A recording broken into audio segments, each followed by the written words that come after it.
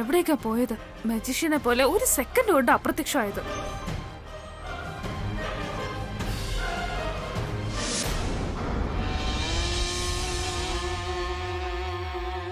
എന്താ രുദ്ര, ഇന്ന് നിന്റെ ചേട്ടന്റെ മകൻ അർജുന്റെ ബർത്ത്ഡേ പാർട്ടിയല്ലേ? നിന്റെ ചേട്ടൻ ഫോൺ ചെയ്ത് ഞങ്ങളെല്ലാരും ക്ഷണിച്ചിട്ടുണ്ട്.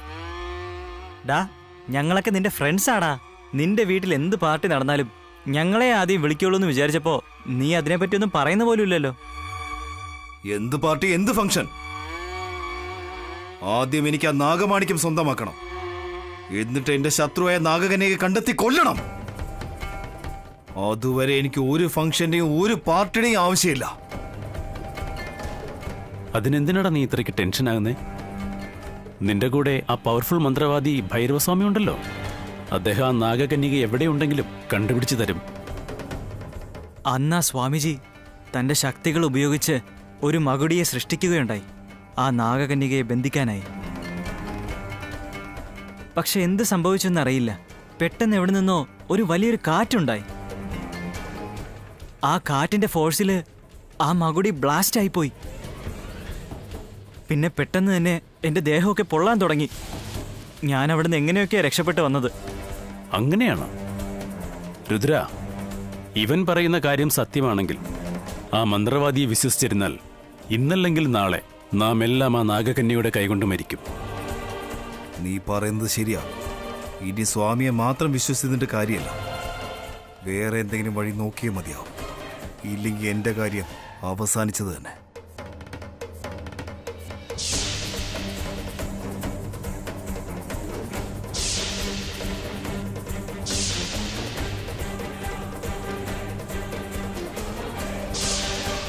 സ്വാമിജിയെ ഒരു ഘട്ടം വരെ മാത്രമേ വിശ്വസിക്കാൻ കഴിയൂ. അതിനുശേഷവും ഞാൻ വിശ്വസിച്ചാൽ അയാൾ നമുക്ക് വിചാരിക്കാത്ത രീതിയിൽ പണി തരും. അതുകൊണ്ട് വേറെ എന്തെങ്കിലും വഴി ചിന്തിച്ചേ മതിയാകൂ. നിന്നെക്കൊണ്ട് എന്ത് ചെയ്യാൻ പറ്റും രുദ്ര? ഇത് സൂപ്പർ നാച്ചുറൽ സബ്ജക്റ്റാ. നമ്മളെ കൊണ്ടൊന്നും ചെയ്യാൻ പറ്റില്ല. നിനക്ക് ആ നാഗകന്യകയെ എതിർക്കണമെങ്കിൽ, നിന്റെ കൈവിട്ടുപോയ ആ നാഗമാണിക്യം നേടണമെന്നുണ്ടെങ്കിൽ മന്ത്രതന്ത്രങ്ങളെല്ലാം സ്വായത്തമാക്കിയിട്ടുള്ള മന്ത്രവാദികളെ കൊണ്ട് മാത്രമേ സാധിക്കൂ. ശരിയാണ്, നീ പറയുന്നത് വളരെ ശരിയാണ്.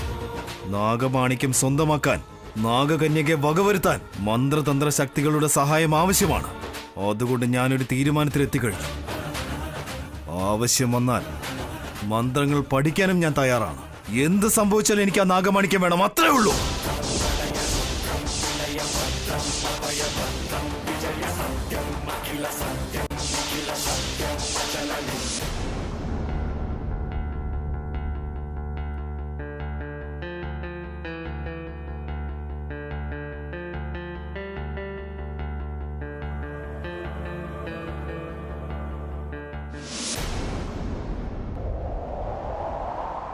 എടോ അനന്യ,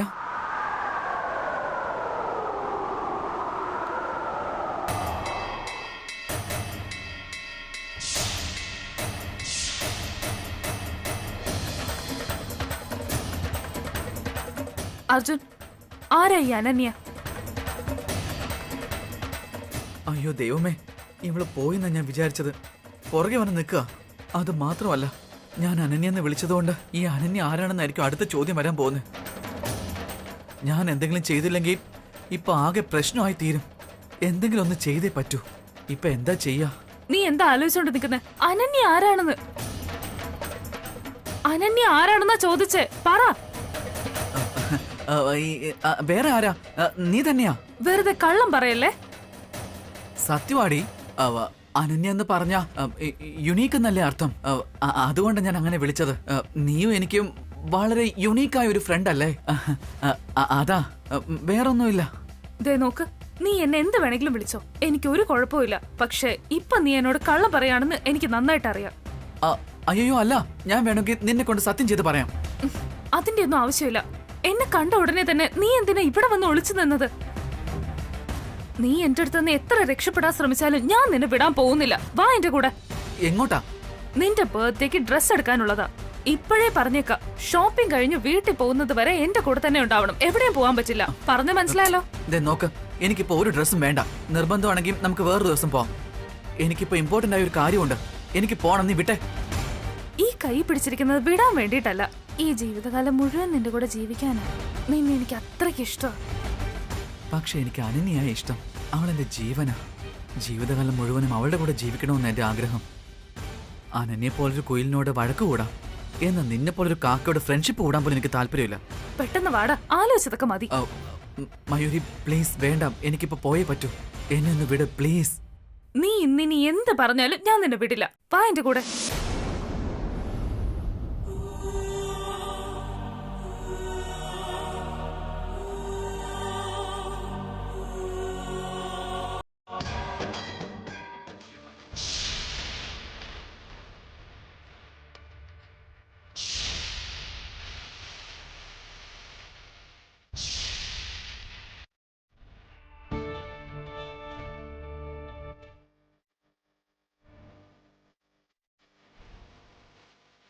എന്റെ മാതാപിതാക്കളെ കൊന്നിട്ട് നിങ്ങൾ മനസമാധാനത്തോടെ ജീവിക്കുകയാണോ? ഞാനും എന്റെ അച്ഛനും അമ്മയും ഞങ്ങൾ എല്ലാവരും സന്തോഷത്തോടെയും സമാധാനത്തോടെയാ ജീവിച്ചിരുന്നത്.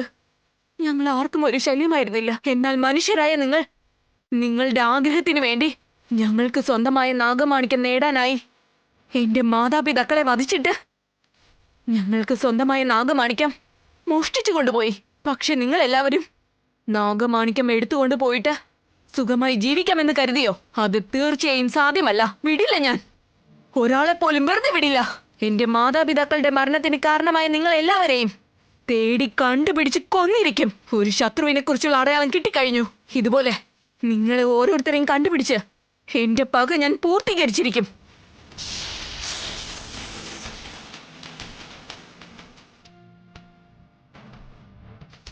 കുറച്ച് സമയം മുമ്പ് ഇവിടെ നിന്ന് പോയതുപോലെയുണ്ട്. ഞാൻ മനുഷ്യരൂപത്തിൽ സഞ്ചരിച്ചാൽ അവരുടെ കാറിന്റെ അത്ര വേഗത്തിൽ പോകാനാവില്ല. ശത്രുക്കളുടെ അടുത്തെത്താൻ എനിക്ക് കുറച്ച് സമയം വേണ്ടി വന്നേക്കാം. അതിനുള്ളിൽ അവർ ചിലപ്പോൾ രക്ഷപ്പെട്ടേക്കാം. അതുകൊണ്ട് ഈ നാഗരൂപത്തിലാക്കാം യാത്ര. എത്രയും വേഗം ആ സ്ഥലത്ത് എത്തിച്ചേരണം.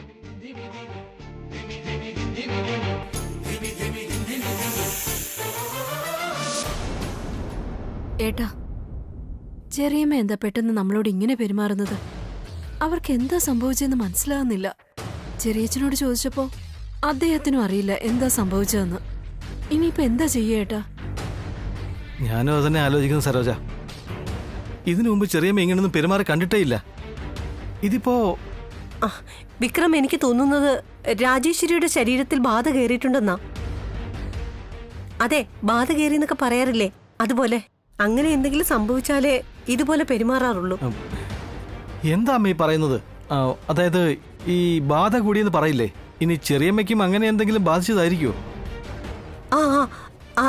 അതുപോലെ തന്നെ. വിക്രം, ഇവിടുന്ന് 2 കിലോമീറ്റർ മാറി കാളിയമ്മൻ ക്ഷേത്രമുണ്ട്. നമുക്ക് അവിടെ കൊണ്ടുപോകാം. അവിടെ പോയാൽ എല്ലാം ശരിയാകും. അമ്മേ പ്ലീസ്, ഇങ്ങനെയുള്ള സംസാരം ഒന്ന് നിർത്തുവോ? പാവം ചെറിയമ്മയ്ക്ക് അങ്ങനെയുള്ള കുഴപ്പങ്ങളൊന്നുമില്ല. എന്തോ ഒരു കാരണത്താൽ അവരുടെ മനസ്സ് കുറച്ച് ഹേർട്ടായതാ. അങ്ങനെ മെന്റലി ഡിസ്റ്റർബ്ഡായി ഇതുപോലെയൊക്കെ പെരുമാറുന്നതാ. അതിനമ്മ ഇങ്ങനെ ഭൂതം, പ്രേതം, പിശാച് എന്നൊക്കെ പറഞ്ഞ് വെറുതെ ഇങ്ങനെ മനുഷ്യനെ പേടിപ്പിക്കരുത്. വിക്രം, നിനക്ക് ഇതിനെക്കുറിച്ച് ഒന്നും അറിയില്ല. അതുകൊണ്ടാണ് നീ ഇങ്ങനെ സംസാരിക്കുന്നത്. അമ്മേ, എനിക്കെല്ലാം അറിയാം. ചെറിയമ്മയെ ഒരു നല്ല സൈക്കാട്രിസ്റ്റിനെ കാണിച്ചാൽ തീരാവുന്ന പ്രശ്നമേ ഉള്ളൂ. അതിന് ചെറിയച്ഛൻ സമ്മതിക്കുകയില്ലേന്ന് എങ്ങനെ അറിയാ? അതാ എനിക്ക് മനസ്സിലാവാത്തത്. എന്നാലും നമ്മൾ ചെറിയമ്മയെ ഒരു നല്ല സൈക്കാട്രിസ്റ്റിനെ വേഗം കാണിച്ചില്ല എന്നുണ്ടെങ്കിൽ അവർ മെന്റലി കൂടുതൽ ഡിസ്റ്റർബ്ഡ് ആവും. അവരുടെ മനസ്സിന് എന്ത് മാറ്റവും സംഭവിച്ചേക്കാം. ഏട്ടൻ എന്താ ഈ പറയുന്നത്? എന്നുവെച്ചാ ചെറിയമ്മയ്ക്ക് ഭ്രാന്ത് വരാനുള്ള സാധ്യതയുണ്ടെന്നാണോ പറയുന്നത്? എക്സാക്ട്ലി സരോജ, നിന്റെ ഊഹം ശരിയാണ്. നമ്മൾ ഉടൻ ചെറിയമ്മയ്ക്ക് ട്രീറ്റ്മെന്റ് കൊടുത്തില്ലെങ്കിൽ ഭ്രാന്ത് പിടിക്കാനുള്ള സാധ്യതയുണ്ട്.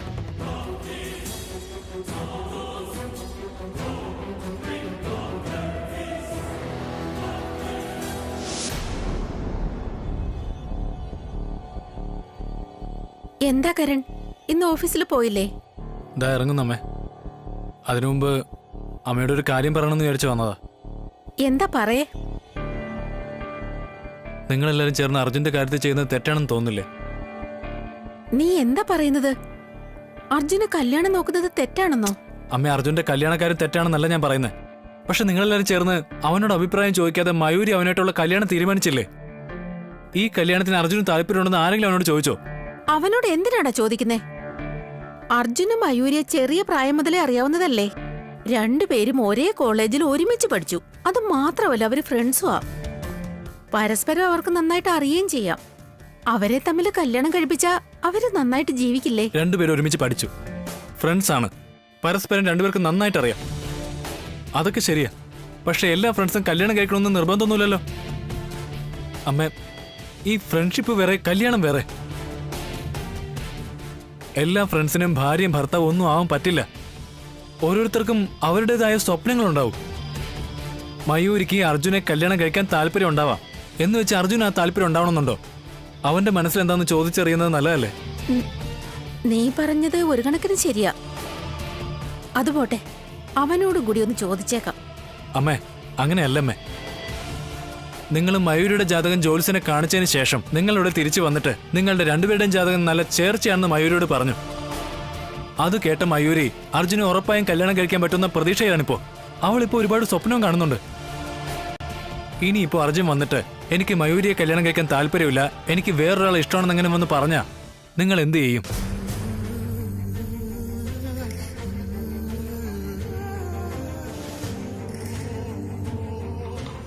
എടാ, നീ പറയുന്നത് കേട്ടിട്ട് അർജുൻ ആരോടോ ഒരു ഇഷ്ടമുള്ളത് പോലെ ഉണ്ടല്ലോ. അർജുൻ ആരെങ്കിലും സ്നേഹിക്കുന്നുണ്ടോ? പറയടാ, അർജുൻ ആരെങ്കിലുമായി ഇഷ്ടത്തിലാണോന്ന്? ആരാ പെൺകുട്ടി? ഇല്ലമ്മേ, അർജുൻ ഇപ്പൊ ആരെയും ഇഷ്ടപ്പെടുന്നില്ല. ഒരുപക്ഷെ അതിനുള്ള പോസിബിലിറ്റി ഉണ്ടായേക്കാമെന്നാ ഞാൻ പറഞ്ഞത്. അങ്ങനെയാണെങ്കിൽ നീ ഈ സംശയമൊക്കെ അങ്ങ് കളഞ്ഞേക്ക്. ഇനി അർജുൻ ഏതെങ്കിലും ഒരു പെൺകുട്ടിയെ കണ്ട് അവര് തമ്മിൽ ഇഷ്ടത്തിലായെന്ന് വെച്ചോ, ഉറപ്പായിട്ടും അത് എന്നോട് പറഞ്ഞിരിക്കും. ഇല്ലെങ്കിൽ അവൻ അത് നിന്നോടെങ്കിലും വന്ന് പറയുമായിരുന്നു. അവൻ നമ്മൾ രണ്ടുപേരോടും പറഞ്ഞില്ലെങ്കിൽ ഒരു പെൺകുട്ടിയുമായും ഇഷ്ടത്തിലാവാനുള്ള ഒരു ചാൻസും ഇല്ല. കരൺ, എന്റെ മോനെ എനിക്ക് നല്ല വിശ്വാസമാ.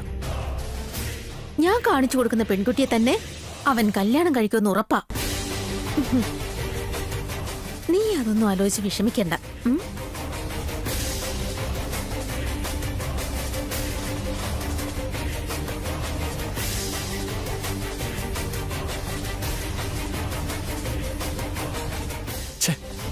ഈ അർജുൻ എല്ലാ കാര്യങ്ങളും മറച്ചു വെച്ചിട്ടാ ചെയ്യുന്നത്. അവൻ ഒരാളെ സ്നേഹിക്കുന്ന കാര്യം വീട്ടിൽ ആരെ അറിയിക്കാതെ ഒടുവിൽ എന്തെങ്കിലും പ്രശ്നത്തിൽ ചെന്ന് ചാടുകയുള്ളൂ.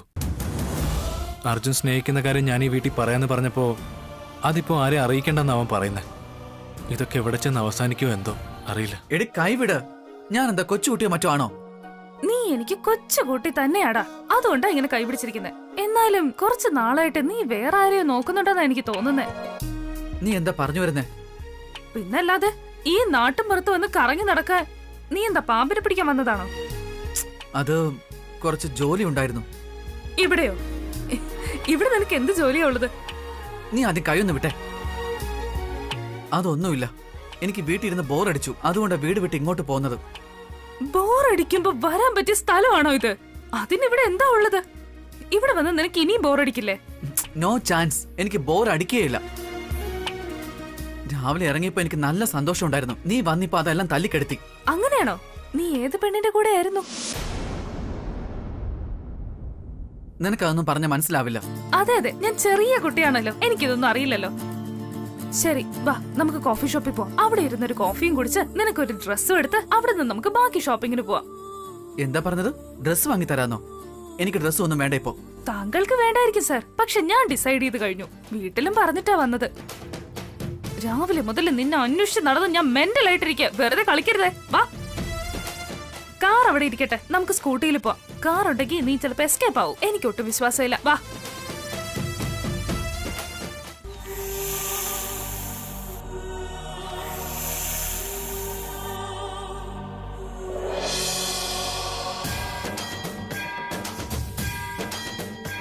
ഭഗവാനെ, എന്റെ ശത്രുക്കളെ കുറിച്ച് പറഞ്ഞത് അങ്ങാണ്. അവരുടെ പാത പിന്തുടർന്നു വന്ന എനിക്ക് പെട്ടെന്ന് എന്തുകൊണ്ടാണ് അവർ പോയ വഴി അറിയാനാകാത്തത്? ഓരോ തവണയും അവർ രക്ഷപ്പെട്ടുകൊണ്ടേയിരിക്കുകയാണ്. എന്താ ഇങ്ങനെ? ഇല്ല, നിങ്ങൾ എന്റെ ശത്രുക്കൾക്ക് എന്നിൽ നിന്ന് രക്ഷപ്പെടാനുള്ള അവസരം കൊടുക്കരുത്. അവരെവിടെയാണെന്ന് എനിക്ക് കാണിച്ചു തരൂ. അവരിവിടെ നിന്ന് ഏത് ദിശയിലേക്കാണ് പോയതെന്ന് ഒന്ന് കാട്ടിത്തരൂ.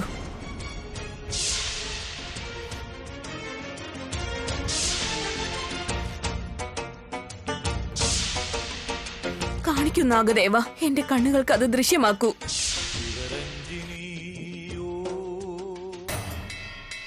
സ്വാമി, സ്വാമി, ഒരു ചെറിയ തെറ്റ് സംഭവിച്ചു. അങ്ങ് തന്നെ ഞങ്ങളെ രക്ഷിക്കണം. എന്ത് പറ്റി? ഞാൻ തന്ന മന്ത്രത്തിരി പ്രവർത്തിച്ചില്ലേ? ആ പെൺകുട്ടി വീടൊഴിഞ്ഞു പോയോ? ഇപ്പൊ എന്തു പറയാനാ സ്വാമി? അങ്ങ് തന്ന ചന്ദനത്തിരി നന്നായി തന്നെ പ്രവർത്തിച്ചു. എന്നാൽ അത് ആരുടെ ശരീരത്തിലാണ് പ്രവർത്തിക്കേണ്ടത്? അതുമാത്രം ചെയ്തില്ല.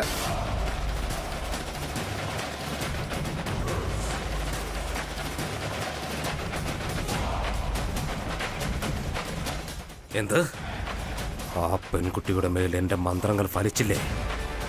അപ്പോൾ ആരുടെ മേലാണ് ആ മന്ത്രം പ്രവർത്തിച്ചത്? എന്റെ ഭാര്യയുടെ മേല്.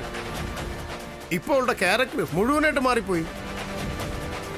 അവളുടെ സംസാരം കേട്ടിട്ട് ഇപ്പൊ ആ പെണ്ണിന് പകരം ഞങ്ങൾ വീട് വിട്ട് പുറത്തേക്ക് പോകേണ്ട അവസ്ഥയിലാണ് സ്വാമി.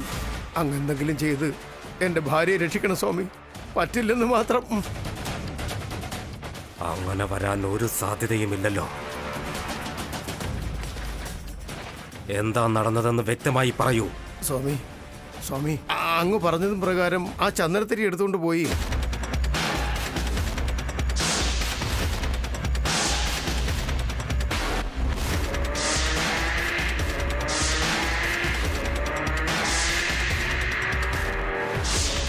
ആ പൂജാമുറിയിൽ പൂജയ്ക്കിരുന്നത് ആരായിരുന്നു? അത് മുറപ്രകാരം എന്റെ പേരക്കുട്ടിയോ സ്വാമി. സ്വന്തം പേരക്കുട്ടിയോ? ആ, സ്വന്തം എന്ന് പറഞ്ഞാൽ നമ്മുടെ രക്തബന്ധത്തിലുണ്ടായ കുട്ടിയല്ല, എന്നാലും ഒരു കണക്കിന് പേരക്കുട്ടിയാ. താൻ എന്താണോ ഈ പറയുന്നത്? തന്റെ വംശരക്തത്തിൽ പിറക്കാത്ത ഒരാൾ എങ്ങനെ തന്റെ പേരക്കുട്ടിയാകും? അതെങ്ങനെയെന്ന് വെച്ചാൽ എന്റെ ജ്യേഷ്ഠന്റെ മകൻ ആ കുട്ടിയെ മകളായിട്ട് ദത്തെടുത്തു. അങ്ങനെ വെച്ച് നോക്കുമ്പോ മകന്റെ മകള് പേരക്കുട്ടിയല്ലേ. അവൾ നിങ്ങളുടെ വീട്ടിലെത്തിയിട്ട് എത്ര വർഷമായി? വർഷമൊന്നും ആയില്ല. അവള് നമ്മുടെ വീട്ടിലേക്ക് വന്നിട്ട് ഒരു മാസമാവുന്നു.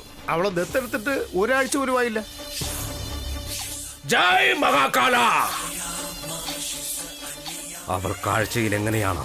കുഴപ്പക്കാരിയാ സ്വാമി, കുഴപ്പക്കാരി. മനുഷ്യരോട് സംസാരിക്കില്ല, മനുഷ്യരോട് ഇടപെടുകയുമില്ല. എപ്പോ പുറത്തു പോകുന്നോ എപ്പോ മടങ്ങി വരുമെന്നോ വീട്ടിൽ ആർക്കും അറിയില്ല. കാണാനും ഒരു വ്യത്യസ്തതയുണ്ട്.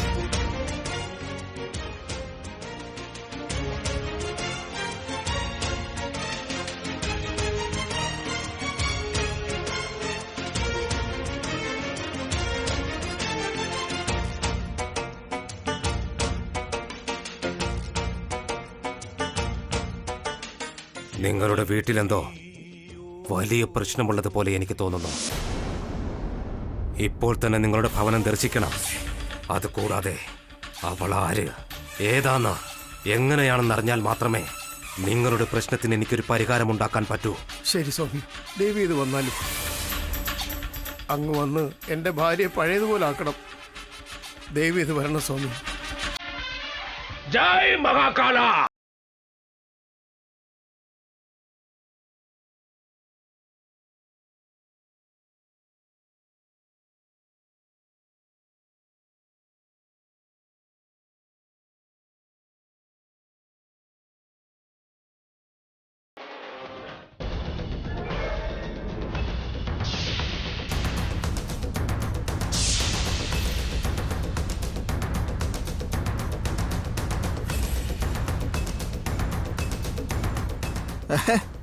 അങ്ങോട്ട് നോക്കളിയാ, ഒരു സുന്ദരി പോകുന്ന കണ്ടോ?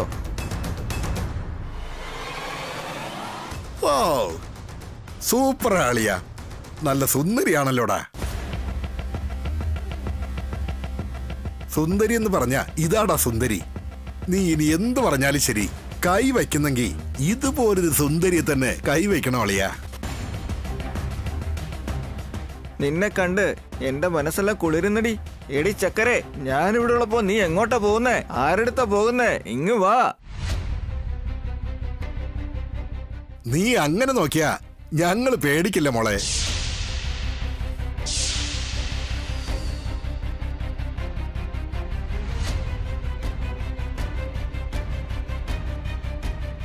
ഡാ അളിയ, നമ്മൾ ഇത്രയൊക്കെ സംസാരിച്ചിട്ടും ഒരു റെസ്പോൺസും ഇല്ലാതെ അവള് തിരിഞ്ഞു പോകുന്ന കണ്ടോ അളിയ?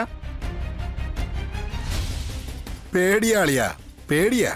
നീ ഇപ്പൊ കണ്ടോ, ഞാൻ അവളുടെ അടുത്ത് ചെന്ന് അവളുടെ ഭയമൊക്കെ മാറ്റി അവൾക്കൊരു മുത്തവും കൊടുത്തിട്ട് വരാം. ഒന്ന് നിർത്തടാ. മുത്തം കൊടുക്കാന്ന് പറഞ്ഞ കടയിൽ പോയി ചോക്ലേറ്റ് വാങ്ങുന്ന പോലെയാണോ? ശരി, നിനക്കൊരു ചാലഞ്ച്. 1000 rupees bet. നീ ഇപ്പൊ തന്നെ പോയി ആ പെണ്ണിന്റെ കവളത്തൊരു മുത്തം കൊടുത്തിട്ട് വാ. അങ്ങനെയാണോ?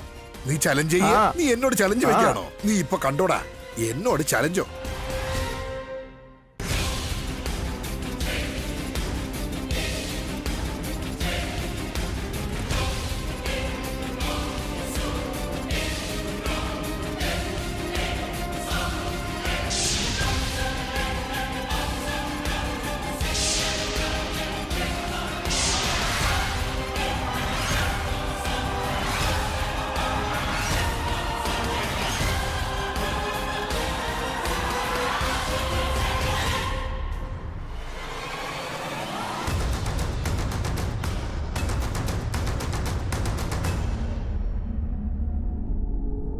ഒന്ന് നിൽക്കണ്ടേ മാഡം? എന്താ സംസാരിക്കില്ലെന്നുണ്ടോ? എന്താ തന്റെ പേര്? കൈ എടുക്കടാ. കൈ വച്ചത് കൈ എടുക്കാനല്ല മോളെ, കൈ പിടിക്കാനാ. ഞാൻ മര്യാദയ്ക്കാ പറയുന്നത്. കൈ എടുക്ക. എടുത്തില്ലെങ്കിൽ നീ എന്ത് ചെയ്യൂടി? നീ ചത്തു പോകൂടാ. ഓ അങ്ങനെയാണോ? നീ എങ്ങനെ കൊല്ലും? നീ കണ്ണുകൊണ്ടാണോ കൊല്ലുന്നത്? ഞാൻ അതിനും റെഡിയാ. കൊല്ല് ഡാർലിംഗ്.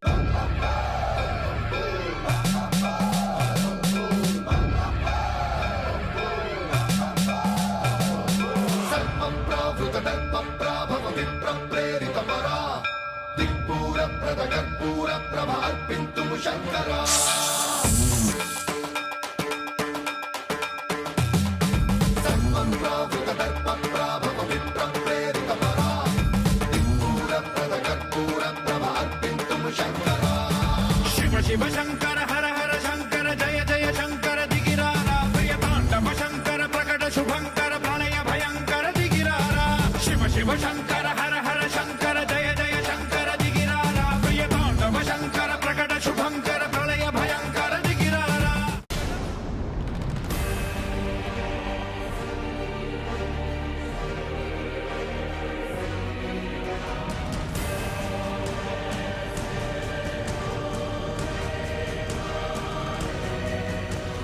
ഇവിടെ നിന്ന് എങ്ങനെയൊന്ന് രക്ഷപ്പെടുക? അവിടെയാണെങ്കിൽ അവൾ എന്നെ മെന്റൽ ടോർച്ചർ ചെയ്യുന്നു. ഇവളാണെങ്കിലോ ഒരു ബ്രഹ്മരക്ഷസിനെ പോലെ തോളി കയറിയിരുന്ന് ശല്യപ്പെടുത്തുക. ഞാൻ ഈ രണ്ടിന്റെ ഇടയിൽ കിടന്ന് വെള്ളം കുടിക്കുകയാണ്. ആദ്യം ഇവളുടെ കയ്യിൽ നിന്ന് രക്ഷപ്പെടാം. പാവം അനന്യയുടെ അവസ്ഥ ഇപ്പൊ എന്താണോ എന്തോ, ആർക്കറിയാം.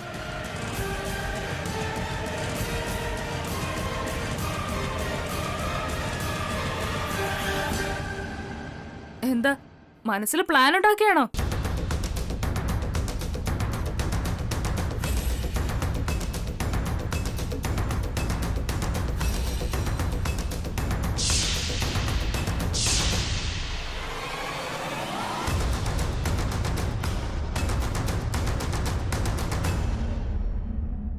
എനിക്കൊരു ഡൗട്ട്.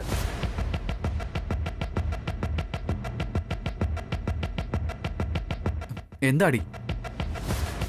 നീ വല്ല ഡേറ്റിങ്ങിന് വന്നതാണോ? അതെ, നീ ഏതോ പെണ്ണിന്റെ കൂടെ ഡേറ്റിങ്ങിന് വന്നെന്ന് എനിക്ക് നല്ല ഡൗട്ടുണ്ട്. അയ്യോ, നീ എന്തിനാണ് അങ്ങനെയൊക്കെ ചിന്തിക്കുന്നേ?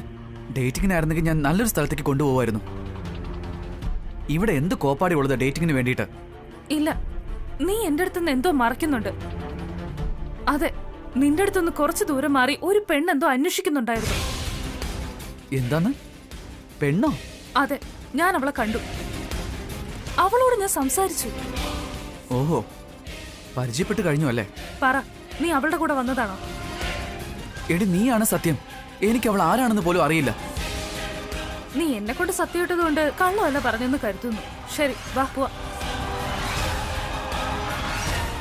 എന്റെ അടുത്തുനിന്ന് രക്ഷപ്പെടാന്ന് നീ കരുതേ വേണ്ട. വന്ന് കേറ്. അയ്യോ, നിന്നോട് ഞാനിപ്പോ എന്താ പറയാ? നീ ഒന്നും പറയണ്ട.